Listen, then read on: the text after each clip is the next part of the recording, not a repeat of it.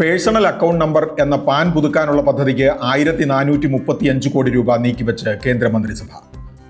നിശ്ചിത സർക്കാർ ഏജൻസികളുടെ ഡിജിറ്റൽ പ്ലാറ്റ്ഫോമുകൾക്കായി സംയോജിത പാൻ അധിഷ്ഠിത സംവിധാനം കൊണ്ടുവരാൻ പോകുന്നു. എന്നുവച്ചാൽ അതിൻ്റെ വിശദ പദ്ധതി പ്രഖ്യാപിക്കാത്തതിനാൽ അവ്യക്തത തുടരുകയാണ്.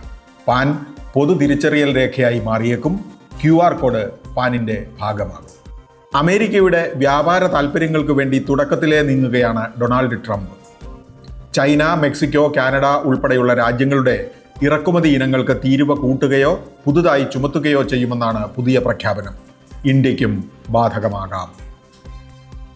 ലോകത്തിലെ ഏറ്റവും ഉയരം കൂടിയ ബുർജ് ഖലീഫയ്ക്ക് ഭീഷണിയാകാൻ ദുബൈയിൽ തന്നെ മറ്റൊരു കൂറ്റൻ ടവർ വരുന്നു. ബുർജ് അസീസി 4 വർഷത്തിനുള്ളിൽ പൂർത്തിയാകും.